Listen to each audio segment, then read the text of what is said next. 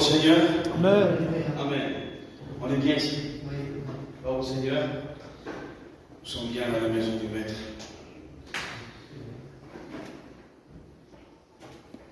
Cet après-midi, ce que nous allons lire ensemble, c'est la parole de Dieu. Amen. C'est la Bible qui nous intéresse. Ce n'est pas les idées d'un homme. Ce n'est pas, je pourrais dire, les idées d'un mouvement. Ce qui nous importe à nous, c'est ce qui est écrit dans la Bible. Amen. La parole nous dirige. Elle nous conduit. Elle est vivante. Elle est permanente. Elle est éternelle. Et elle est toute puissante. C'est la parole de Dieu. Béni soit le Seigneur. À Dieu soit toute la gloire. À Dieu soit toute l'honneur. Amen. J'aimerais, si vous me le permettez, dans cet après-midi, nous sommes là. Vous savez, l'enseignement de la parole de Dieu n'est pas là pour augmenter simplement notre intellect. Mais la parole de Dieu nous donne l'enseignement pour fonder notre amour en Jésus-Christ. Amen. Et fonder notre foi en Jésus-Christ. Amen. C'est à ça que c'est l'enseignement de la Oui. parole. C'est de nous faire découvrir Dieu. De nous faire découvrir le Seigneur. Parce que la fausse connaissance religieuse, celle qui est de l'orgueil, nous brisera, nous abaissera. Mais pas en bien nous abaissera. Parce que Dieu est écrit qu'il abaisse l'orgueilleux. Mais il élève celui qui est humble. Amen. Mais la véritable connaissance de la parole nous fera connaître Dieu. Amen. Et plus vous connaîtrez Dieu, plus vous vous comprendrez. Plus vous deviendrez humble. Parce que vous réaliserez sa grandeur et sa sainteté. C'est ça la véritable connaissance de la parole. Béni soit le Seigneur. La connaissance qui est venue avec l'Esprit de Dieu, qui est donnée par le Seigneur, qui est manifestée dans l'amour. Pourquoi? Pour l'édification du corps du Christ. Amen. Amen. Je vous donne la grâce du Seigneur. Amen. J'aimerais qu'on prie le Seigneur pour quelque chose. Béni soit Dieu. J'aimerais demander à un frère qui prie le Seigneur. Amen. Mon frère, tu pries le Seigneur. Avec la grâce de Dieu, j'aimerais vous parler de la résurrection et de l'enlèvement de l'Église. Gloire au Seigneur. C'est des choses qui sont importantes. C'est des choses qui sont primordiales. Le message central de l'Évangile. Le but de l'Évangile. La victoire de l'Évangile. Ce qui vient justifier notre foi, c'est la résurrection. C'est la résurrection. Si Christ ne serait pas ressuscité des morts, alors notre foi, dit le saint apôtre Paul, à 1 Corinthiens 15, serait vaine. Et nous serions les plus malheureux de tous les hommes. Si notre espérance ne serait qu'ici-bas, mangeant et buvant. Car demain, nous mourrons. Mais l'évangile du Christ nous donne une espérance qui n'est pas celle de la terre. Alléluia. Il a dit dans Jean chapitre 10, au verset 10, « Je suis le bon berger qui donne sa vie pour ses brebis. » Amen. Et il a fait. Il a donné sa vie. Il a dit, je leur donne la vie et la vie en abondance. Ça veut dire que c'est une vie qui surpasse celle de la chair. Une vie qui surpasse celle de la terre. Qui surpasse l'entendement humain et qui va jusque dans les temps d'éternité. Car celui qui croit en lui et qui vit en lui, en qui lui il vit, même s'il meurt, il vivra. Amen. Parce qu'il est la résurrection et la vie éternelle. La vie éternelle ne commencera pas à la résurrection. La vie éternelle commence au pied de la croix. Amen. C'est là qu'elle commence. Elle commence au pied de la croix. Jésus-Christ est mort au printemps, le jour de la Pâque, le 14 avril, le mois de Nissan. Depuis que le monde est monde, les printemps se succèdent et sont précédés d'une automne. Là où tout fane, là où les fleurs savane, là où le fruit disparaît. Mais à la croix, Jésus-Christ est le plus beau de tous les chrétiens. Savez-vous pourquoi? Je vous pose la question. Pourquoi Jésus à la croix est le plus beau de tous les printemps? Parce que tout ce qui pousse en lui ne mourra jamais. À la croix, les fleurs ne valent point et les fruits demeurent. Il y a un printemps éternel à la croix. Oui, la vie éternelle commence au pied de la croix. La garantie de la résurrection, c'est le sang. La garantie de notre résurrection, c'est le sang. Sans le sang à la croix, sans cette vie sainte qui a été donnée, nul ne peut ressusciter. Regardez, Exode 12, quand Dieu va instituer la Pâque et qu'il va donner l'ordonnance à Moïse, il va dire la mort passera sur l'Égypte et tous les premiers mourront. La mort entrera dans toutes les maisons. Mais vous, quand vous immolerez l'agneau, vous mettrez du sang sur le linteau des portes. Et la mort passera au-dessus, passera outre. Nous le mot Pâques, passer au-dessus, passer outre. Et ça. Alors regardez bien. Ce n'est pas les miracles de Moïse qui les ont sauvés de la mort. Parce qu'on peut être guéri de notre maladie, mourir et aller en enfer. La guérison n'est pas un garde du salut. Ce n'est pas l'éloquence d'Aaron, Dieu lui-même, qui, ton frère Aaron s'est parlé, il parlera au roi. Si Dieu le dit, c'est qu'il savait parler. Ce n'est pas l'éloquence d'Aaron qui va les sauver de la mort. L'éloquence d'un pasteur, le nombre de réunions auxquelles tu appartiendras, le nombre de prédications que tu écouteras, ne te sauvera pas. Il y avait aussi Myriam, leur sœur. Les chants merveilleux de Myriam, les prophéties de Myriam ne les ont pas sauvés. Ce qui les a sauvés de la mort, c'est le sang sur le linteau des portes. La garantie de la vie, la garantie de la résurrection, c'est le sang. Amen. Si le sang est sur ta vie, si le sang est sur nos vies, si nous sommes purifiés, sanctifiés par le sang, alors nous sommes sûrs qu'un jour nous ressusciterons. Nous sommes sûrs qu'un jour nous ressusciterons. Alors j'aimerais avec vous, avant d'entrer dans le message, on va parler un peu de chronologie, si vous voulez bien. Parce que c'est une chose importante de nous situer dans le temps. C'est primordial. Il y a eu beaucoup d'erreurs qui ont été faites.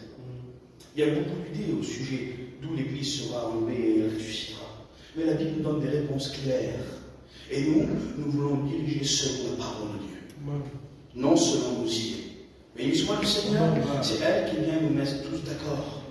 Alors, où l'Église va ressusciter? Est-ce que cela vous intéresse? Amen. Soit le Seigneur, c'est important. Où l'Église ressuscitera? Eh bien, Daniel chapitre 9, l'ange Gabriel va donner un message au prophète et va lui dire 70 semaines ont été fixées sur ton peuple et sur ta ville. Ton peuple Israël, ta ville Jérusalem. L'Église est exempte des 70 semaines. Elle n'a rien à voir. C'est par rapport à Jérusalem et c'est par rapport à Israël. Puis, il est parlé d'une 70e semaine. Et cette 70e semaine, qui est la dernière semaine, quand je parle des semaines, là, ce n'est pas des semaines de jours comme nous on connaît, c'est des semaines prophétiques, qui sont des semaines d'années. Une semaine a la valeur de 7 ans, ce qui fait en tout 490 ans.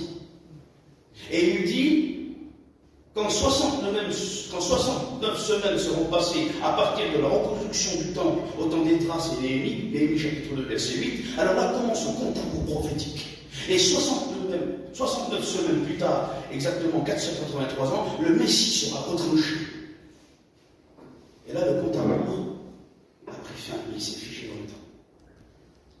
Parce que le prophète, lui, Dieu lui a fait voir le paysage prophétique. Il a fait voir les 70 semaines prophétiques comme des montagnes qui viennent dominer le paysage prophétique. Mais entre la 69e semaine et la 70e semaine, qui est la grande tribulation, il n'a pas aperçu la vallée de la grâce dont nous sommes nous aujourd'hui. Dont nous avons la révélation. C'est pour ça que le Seigneur Jésus-Christ, dans Matthieu chapitre 11, se tourne à ses disciples et leur dit Amen. Et il dit à son Père, je te loue, Père, parce que tu n'as pas révélé ces choses aux sages, aux intelligents. Mais que tu l'as révélé aux petits enfants. Se tournant vers ses disciples, il leur dit, beaucoup de yeux, beaucoup d'oreilles ont pu voir, entendre ce que vous voyez, ce que vous entendez, ne l'ont pas vu et n'ont pas entendu. Heureux êtes-vous. Heureux êtes-vous. Aujourd'hui, nous avons nous la révélation de la vallée de la grâce. Parce que quand Christ est monté en croix, alors là, le compte à rebours prophétique s'est fichu. C'était la naissance de l'Église. C'était la naissance de l'Église. Et quand l'Église sera enlevée, alors là, la 70e semaine de Daniel prendra effet. Prendra effet. Il est écrit dans 1 Corinthiens 15, verset 52, l'apôtre Paul dit que la résurrection se fera à la dernière trompette. À la dernière trompette. Alors certains ont dit, tu as vu, c'est la dernière trompette. Et ils mettent en analogie cette trompette avec la dernière trompette de l'Apocalypse, la 7e trompette, qui est la fin des clés. Et ils disent, tu as vu, alors l'Église passerait par la grande tribulation, parce que c'est la dernière trompette.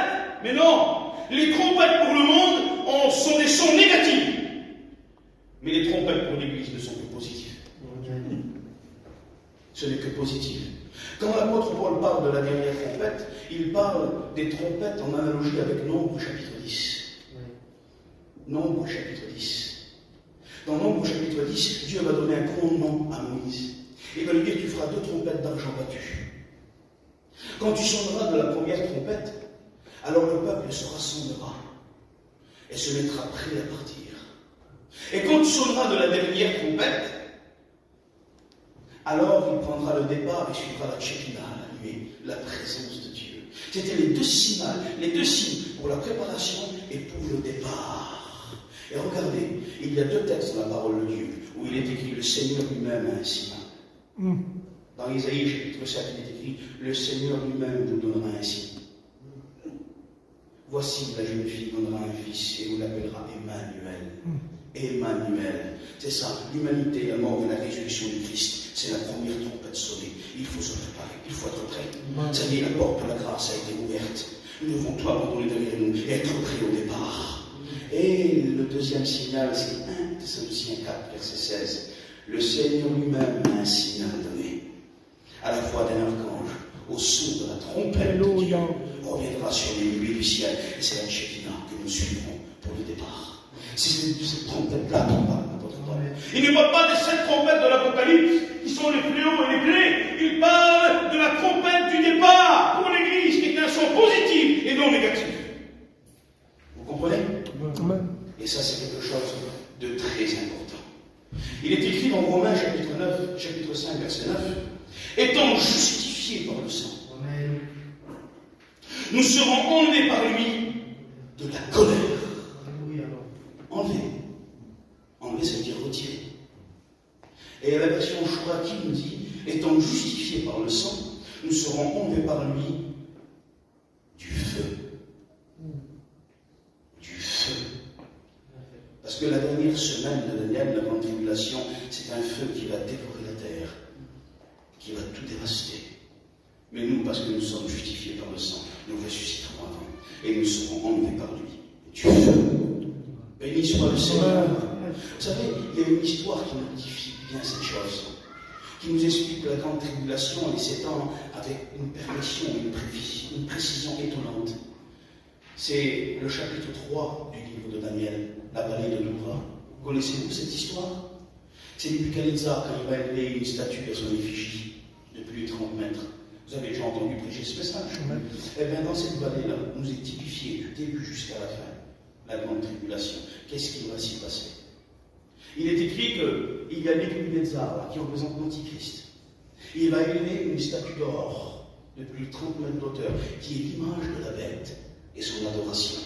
Il est écrit qu'un puissant héros va sortir. Et tous les peuples étaient rassemblés autour de l'Antichrist et du faux prophète, ce qui est le système de l'Antichrist, politico-religieux. Et là, le puissant prophète va sortir et il va dire, quand vous entendrez le son des instruments, vous vous prosternerez. Et là, ce puissant héros-là, c'est le faux prophète qui va prôner l'adoration de l'Antichrist, de la bête. Et là, il est écrit que tout le monde va se prosterner devant cette statue. Mais là, il y en a 3 qui ne se prosternent pas. C'est Meshach, Shadrach et Abednego. Et ces 3 juifs dans la vallée de Doura nous représentent les 3 catégories de personnes qui sont sauvées à travers le feu de la grande tribulation.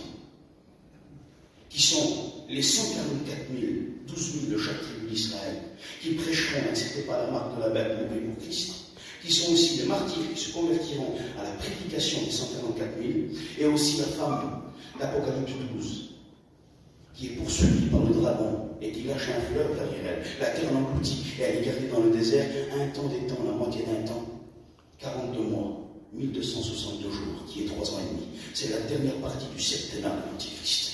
La destruction. Nous sommes là devant les 3 catégories de personnes qui sont sauvées à travers le feu.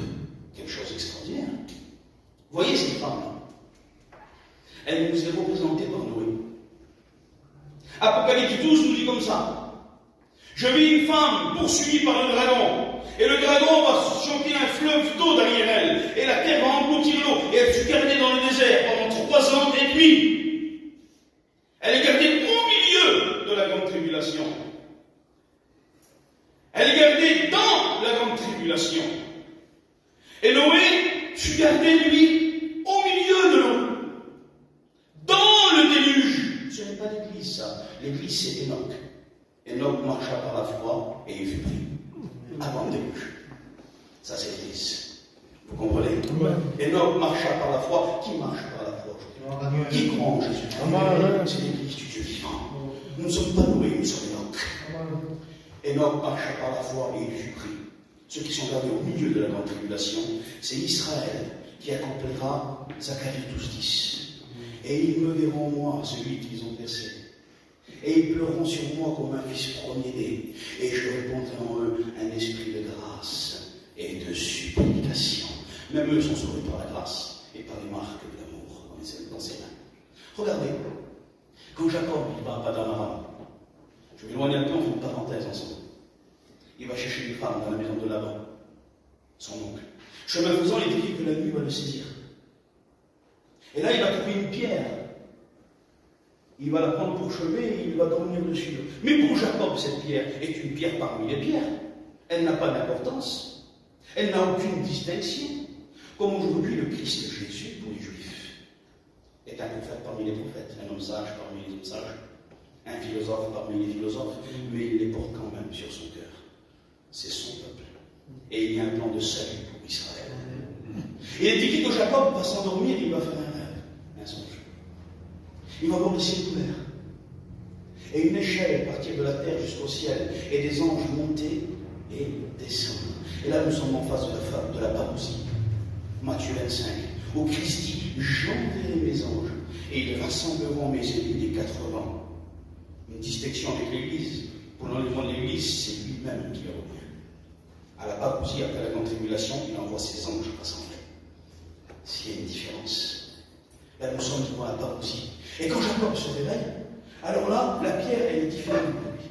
Il va la distinguer de peur. Et il va la relever. Et il va mettre de l'huile dessus. Il va dire, je ne le savais pas. Ici est la maison de Dieu. Ici réside Dieu. Il va appeler ce lieu Bethel, la maison de Dieu. Il est écrit dans le texte hébreu qu'il va amacher la pierre. Il va la oindre. Le nom du Messie. Et quand les Juifs sortiront 3 ans et demi après du désert, quand le Messie reviendra, comme il est écrit dans Zacharie 14:14, sur le mont des Oliviers, et comme dans Zacharie 12, ils verront les marques dans ses mains, alors là, la pierre du Messie va se relever dans leur cœur. Israël va être l'huile sur la tête du Messie, et ils vont reprendre leur place en tant que prophètes et prêtres des nations. Ça, c'est le plan pour Israël. Il y a un plan pour Israël. Ils seront sauvés. Alors nous voyons que dans cette vallée de Doura, tout est représenté. Nous voyons qu'on va les jeter dans le feu parce qu'ils refusent d'adorer, comme les martyrs des 144 000. Mais là, il y a un 4e homme avec eux. Et là, nous sommes devant la parousie quand le Seigneur revient. Et là, il est écrit que Nebuchadnezzar s'incline et est effrayé. C'est la destruction des ennemis du Seigneur. Mais j'aimerais vous poser une question. L'histoire que nous venons de citer, elle se trouve dans quel livre d'ailleurs? Comment il s'appelle le livre? Daniel. Donc l'acteur principal du livre, c'est Daniel. Tous les plus grands exégètes de la Bible ont essayé de trouver pourquoi Daniel n'est pas dans le chapitre 3. Il est au chapitre 2, il doit aller au chapitre 4. Mais au chapitre 3, il n'y a pas de Daniel. Vous savez pourquoi? Parce que Daniel, c'est l'Église. Il représente l'Église dans cette histoire. Et l'Église n'a rien à voir avec la grande tribulation. L'Église n'a rien à voir avec la 60e semaine. C'est pour ça que Daniel apparaît au chapitre 4. Il n'est pas dans le chapitre 3. Il est écrit dans Apocalypse 3, verset 10. Parce que tu as gardé la parole de la persévérance en moi. Parce que tu as gardé la parole de la persévérance en moi. Alors je te garderai à l'heure de la tentation qui peut venir sur le monde. Quelle est la différence entre la grande tribulation et les tribulations? Les tribulations sont locales. La grande tribulation sera mondiale. Mondiale. Et il est écrit dans Ésaïe chapitre 48 que l'Antichrist vient comme un oiseau de proie, comme un rapace. Il vient enlacer la terre dans ses griffes d'idolâtrie. Il vient enlacer la terre dans les griffes de l'iniquité. Il vient enlacer la terre dans ses griffes de ténèbres. Mais là, il est écrit Hek Arpazo. C'est pas je te garderai à l'heure. Hek, ça veut dire je te garderai hors de l'heure, en dehors. Il est écrit Arpazo, d'où est sorti le mot rapace. Ça veut dire avant que le rapace de l'iniquité vienne enlacer la terre, un autre rapace vient enlever son église. Il vient la sortir de l'heure, de la grande tentation, de la grande épreuve. Donc l'église ne passe pas par la grande tribulation. Elle ressuscite avant la grande tribulation. Je ne sais pas comment on va faire, l'heure passe vite. On continue un peu, mes frères. Gloire au Seigneur. Il est écrit dans 1 Thessaloniciens chapitre 2, verset 7. Je crois que la Bible vous intéresse. Il est écrit dans 1 Thessaloniciens chapitre 2, verset 7. Il faut que celui qui le retient ait disparu. Alors paraîtra l'impie que le Seigneur détruira par l'éclat de son avènement et par le souffle de sa bouche. Béni soit le Seigneur. Qui est celui qui le retient? Mais c'est le ministère du Saint-Esprit à travers l'Église. Parce que l'Esprit Saint et l'Église sont intimement liés autour de Jésus-Christ. Et qu'est-ce qu'il est écrit dans l'Apocalypse 22? Et l'Esprit et l'épouse disent Viens, Seigneur Jésus. De même qu'Abraham a envoyé Éléazar dans la maison de son père pour prendre Rebecca pour Isaac. Le seul but d'Éléazar, c'était d'amener Rebecca à Isaac. Le ministère du Saint-Esprit ici-bas, c'est de garder l'Église sanctifiée pour l'amener pure et sans vide à Jésus. Il est écrit qu'Éléazar a donné une avance à Rebecca. Elle n'était pas encore dans la maison d'Abraham. Mais il va la revêtir d'or et d'étoffe de la maison d'Abraham. Vous n'êtes pas encore au ciel, mais vous avez reçu les armes de l'Esprit. Il a répandu dans vos cœurs l'amour de Dieu. Il a répandu dans vos cœurs les sentiments de Jésus-Christ. Vous n'avez jamais vu Christ. Rebecca n'avait jamais vu Isaac. La seule preuve qu'elle avait, c'était la parole d'Éléazar. Mais il est écrit dans Colossiens 4, verset 4, que l'Esprit de son Fils qui est en nous, Abba Père. L'Esprit Saint en témoignage de notre esprit que nous sommes enfants de Dieu. Vous n'avez jamais vu Jésus, mais l'Esprit crée en vous une conviction certaine que Jésus-Christ revient et que vous lui appartenez. Il vous a donné les armes de l'Esprit. Il est écrit que Rebecca n'a pas marché à pied. Il l'a fait monter sur sa monture. Nous devons nous laisser guider par l'Esprit. Il connaît le chemin. Il sait où est la rencontre avec le bien-aimé. Béni soit le Seigneur. Celui qui le retient est disparu, alors paraîtra limpide que le Seigneur détruira par l'éclat de son élément et par le souffle de sa bouche. Laissez-les dans le désert d'ailleurs. Ils n'avaient que 2 agents purificateurs. Ils n'avaient pas de moyens de réfrigération comme aujourd'hui, de conservation comme on a. Alors ils avaient le sel, ils avaient l'huile. Ils mettaient du sel sur la viande, sur les aliments. Et là, la viande restait saine. Et ils mettaient de l'huile sur les vases, sur les pots et sur les cuits. Et tout ce qui était insectes, tout ce qui était poussière, tout ce qui était saleté, ne pénétrait pas dans l'eau. Ils poussaient l'huile et l'eau restait saine. Et l'eau restait saine. Et tant qu'il y a le sel de Dieu, l'Église, tant qu'il y a l'huile de Dieu, le Saint-Esprit, l'impureté ne pourra pas venir. Mais quand l'huile de Dieu prendra le sel de Dieu et l'emmènera à l'époux, alors l'impie ne pourra venir. Mais pour l'instant, il ne le peut pas. Cela est impossible. Mais attention, Jésus-Christ va dire, le sel qui perd sa saveur, avec quoi le lui rendra-t-on? Il est bon de jeter dehors et de fouler aux pieds. Vous savez pourquoi il dit ça, Seigneur? À l'époque du Seigneur, il y avait une substance qui se mêlait au sel, là-bas en Israël. Et quand le mélange était fait, le sel perdait sa saveur. Et l'église du mélange qui se mêle au monde ne sera pas ici. L'église qui l'a sanctifié, l'église qui garde sa saveur. Quelle est la saveur? C'est l'amour pour le bien-aimé. Restez amoureux de Jésus. Amen. Marchez avec lui par la foi. Suivez Éliazar dans la maison d'Abraham. Nous avons déjà fait un pas dans les champs d'Abraham. Nous avons fait déjà un pas dans les champs d'Abraham. La véritable église sans Christ revient. Amen. La Rebecca va regarder de loin. Elle va voir venir un homme. Et elle va dire, qui est cet homme? Et Éliazar va dire, c'est mon maître. Il savait que c'était les champs d'Abraham. Rebecca ne le savait pas. Mais elle va dire, c'est mon maître. Et il dit qu'elle va tomber de sa monture. Les plus grands exégètes rabbiniques disent que Isaac était tellement beau qu'elle en perdit ses moyens. Oui, il est beau, notre bien-aimé. Il est blanc, il est vermeil. Il se distingue parmi les îles. Il est comme le pommier parmi les arbres de la forêt. Jésus-Christ est le plus beau. Nous allons à sa rencontre. Nous allons bientôt le voir. Il est dit, quand elle le vit, elle mit son voile. Elle mit son voile. Il faut garder ce que le Saint-Esprit a mis en nous. Jusqu'au dernier moment, le voile de la fidélité, le voile de la conservation, le voile de la pureté, le voile de la sainteté, le voile de la vérité. Il faut l'avoir au retour de Jésus-Christ. Béni soit le Seigneur. Amen. Je bénis le nom de Jésus-Christ. Il est écrit dans 1 Corinthiens 15, verset 20, mais maintenant Christ est ressuscité des morts. Il est les prémices de ceux qui sont morts. Ça veut dire quoi? Il est le prémisse de ceux qui sont morts. Il est le premier à avoir ressuscité Anastasia. C'est-à-dire ressuscité pour ne plus jamais mourir. Il est écrit dans Romains 11, verset 16, or, si les prémices sont saintes, la masse l'est aussi. La masse l'est aussi. Et la masse, c'est le champ. C'est nous, c'est l'Église. Il y avait une fête qui s'appelait la Pentecôte en Israël. C'était 50 jours après la Pâque. Cette fête consistait à ce qu'on prenne une gerbe de blé ou d'orge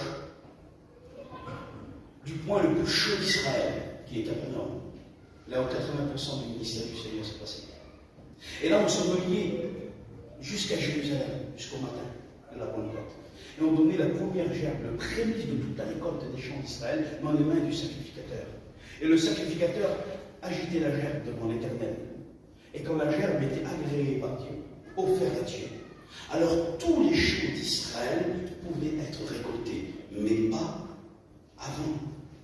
Et Jésus-Christ, à l'ascension, après la résurrection, 40 jours après, il est monté au ciel à l'ascension. Et là, il est écrit dans Hébreux chapitre 10 qu'il n'est pas entré dans le tabernacle en fait de main d'homme, mais dans le véritable. Oh Dieu. Et la résurrection d'entre les morts est la preuve que le Père a agréé le sacrifice. Parce que le sacrifice est resté saint. Il n'a point péché. Il a été tenté comme vous et comme moi, mais il n'a point péché. Il est ressuscité. Il est monté au ciel auprès de son Père et les prémices ont été agréées. Et parce que les prémices sont saintes, alors nous, maintenant, la masse, nous sommes saintes. Et de même qu'il est ressuscité, alors nous ressusciterons. Aussitôt que c'est sûr que Christ est ressuscité, aussitôt cela est sûr que vous ressusciterez. Parce que sa résurrection, c'est votre résurrection. Ce qui nous donne la certitude, c'est le sang de l'agneau, sans tache et sans défaut. Et oui, c'est ça. Parce qu'il fallait qu'il soit sans tache et il fallait qu'il soit sans défaut. Dans l'Exode 12, Dieu va donner un ordre à Moïse. Il va dire, tu prendras un agneau sans tache et sans défaut.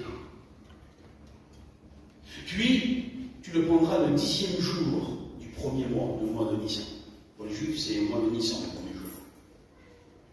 Et tu l'inspecteras jusqu'au 4e jour. Et au milieu du 4e jour, tu l'immoleras s'il est sans défaut. Donc, ça n'allait pas jusqu'à la fin du 4e jour. Ça faisait un jour, 2 jours, 3 jours et une demi-journée. Nous avons vu tout à l'heure que des jours prophétiques, c'est une année. Vous êtes d'accord avec moi?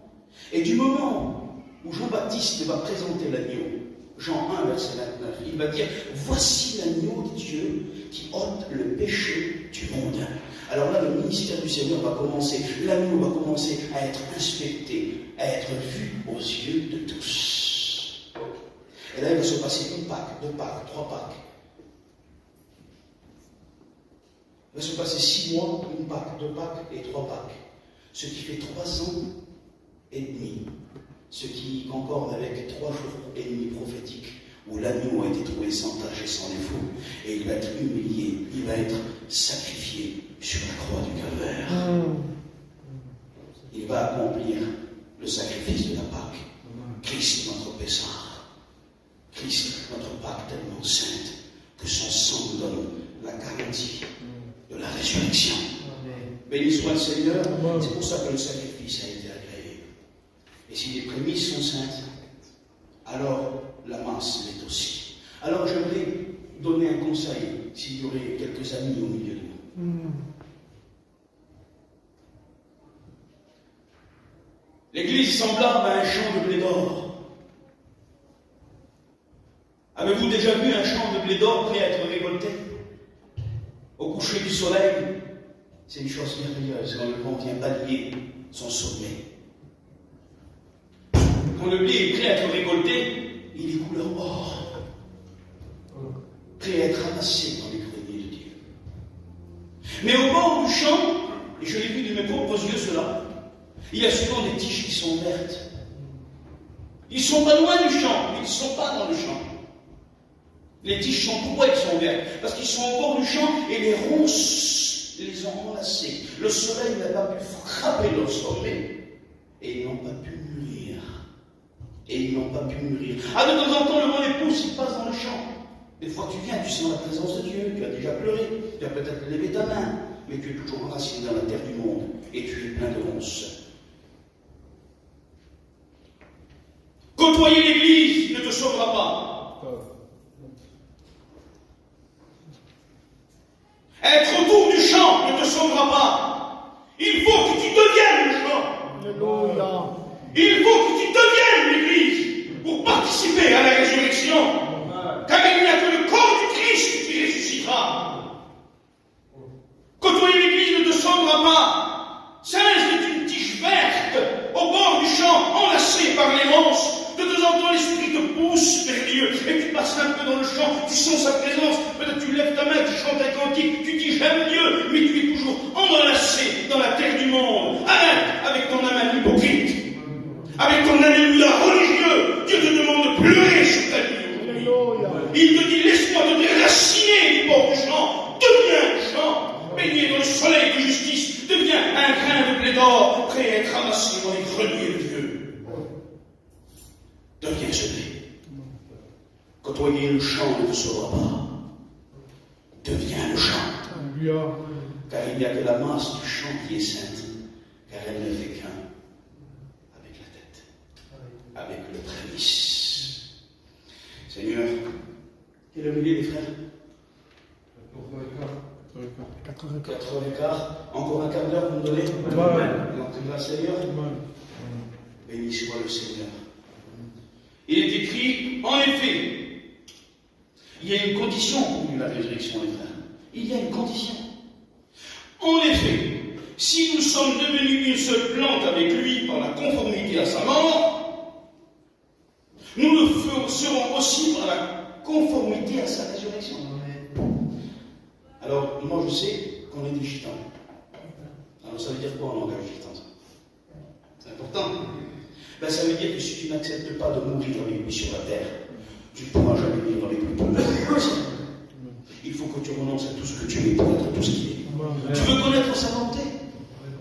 Ben, renonce à la tienne. Parce qu'elle n'est pas compatible avec la sienne. Ta vie n'est pas compatible avec sa vie. Il faut observer les paroles du Christ. Et le Christ va dire ses paroles. Celui qui veut me suivre. Celui qui veut me suivre. Qui le renonce. C'est un déni. Total.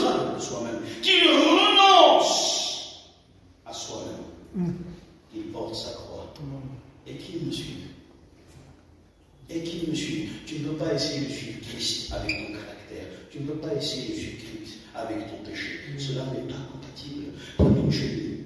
Essayez de la jeter 10 fois en l'air. Parlez une belle oreille comment il faut voler. Elle n'arrivera jamais. Il faut que la chenille entre dans sa chrysolite, qu'elle soit détruite à tout ce qui est la terre, pour renaître à tout ce qui est céleste et un papillon. Et ça, c'est la nouvelle naissance que produit l'Esprit Saint en nous, à travers le pardon que donne le sang. Et c'est pour ça que c'est pour nous la garantie de la résurrection. Béni soit le Seigneur. Je bénis le nom de Jésus-Christ. On pourrait parler des différentes formes de résurrection, mais je crois que le temps manque. J'aimerais finir cette page. Oui, maintenant nous faisons une seule plante avec lui.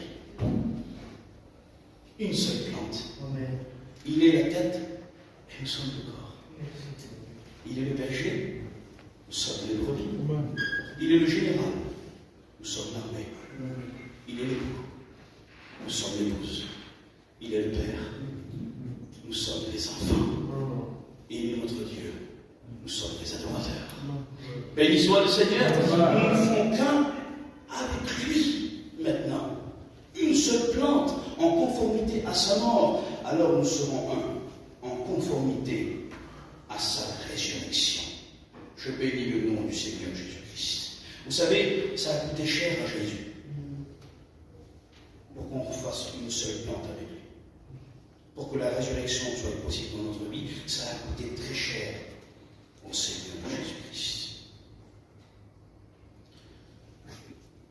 Les nations, nous les hommes païens, les nations païennes, on était des gens qui vivaient dans l'idolâtrie, qui ne connaissaient pas le Dieu vivant. Et pourtant, il s'est approché de nous. Il a consenti à mourir pour nous. Il a consenti à mourir pour nous. Est-ce que vous êtes déjà demandé pourquoi le Seigneur en croix a dit j'ai soif? Vous êtes déjà demandé ça? Il est écrit dans Jean 19, verset 28. Après cela, Jésus, qui savait que tout était déjà accompli, dit afin que l'écriture soit accomplie, j'ai soif. J'ai soif. Il y avait une loi qui était écrite dans le Pentateuque, dans l'Ancien Testament, qui parlait de la femme adultère. La femme adultère devait être lapidée, mise à mort. Et celui qui devait déclencher la mise à mort, c'était son mari. Il fallait que le mari jette la première pierre. Et quand le mari jetait la première pierre sur la femme adultère, alors tous lui jetaient la pierre. Un seul pouvait jeter la pierre contre l'humanité. Un seul pouvait l'accuser, mais il a retourné la pierre contre lui-même. Et le châtiment qui nous donne la paix est retombé sur lui. C'est par ses meurtrissures que nous sommes guéris. C'est pour nos péchés qu'il a été frappé, pour nos iniquités qu'il a été brisé. Le châtiment qui nous donne la paix est retombé sur lui. Il a pris l'Éternel de le briser par la souffrance, en livrant sa vie en expiation pour le péché.